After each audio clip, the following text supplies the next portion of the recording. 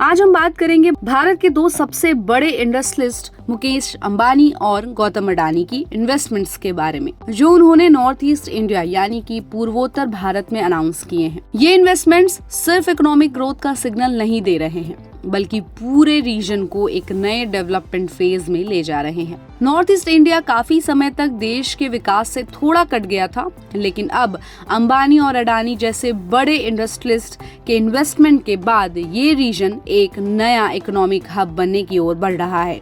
इसका main focus है infrastructure develop करना, नए जॉब्स क्रिएट करना और ओवरऑल कनेक्टिविटी इंप्रूव करना। तो मुकेश अंबानी का 75,000 करोड़ रुपए का इन्वेस्टमेंट है। रिलायंस इंडस्ट्रीज के चेयरमैन मुकेश अंबानी ने rising north east investors summit 2025 में अनाउंस किया कि उनका ग्रुप अगले 5 सालों में 75,000 करोड़ रुपए इन्वेस्ट करेगा।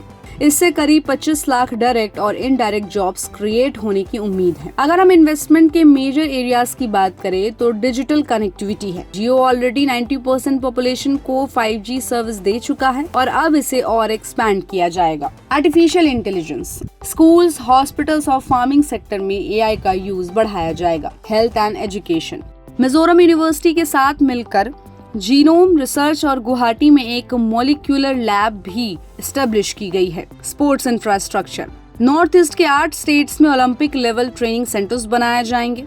इसके अलावा अगर हम गौतम अडानी के लॉन्ग टर्म इन्वेस्टमेंट की बात करें तो अडानी ग्रुप के चेयरमैन गौतम अडानी ने भी अनाउंस किया है कि अगले 10 सालों में वो 50,000 करोड़ रुपए इन्वेस्ट करेंगे, फोकसिंग ऑन इंफ्रास्ट्रक्चर और साथ ही साथ क्लीन एनर्जी पर। अगर उनके मेजर फोकस एरियाज की बात करें तो इंफ्रास्ट्रक्चर है, एयरपोर्ट्स, एरोसिटीज, रोड प्रोजेक्ट्स और सीमेंट मैन्युफैक्चरिंग में हेवी इन्वेस्टमेंट।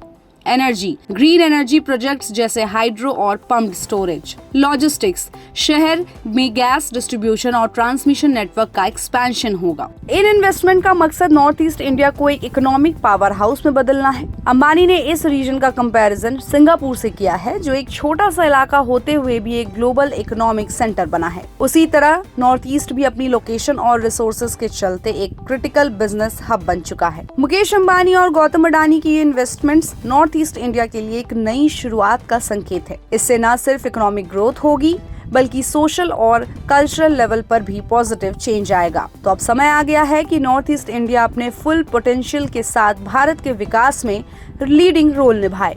तो इस पूरी खबर पर आपकी क्या राय है, हमें अपनी राय कमेंट बॉक्स में दे और ऐसे ही अपडेट्स के लिए देखते रहिए गुड रिटर्न्स। हमारे चैनल को लाइक और सब्सक्राइब करना बिल्कुल भी मत भूलिएगा।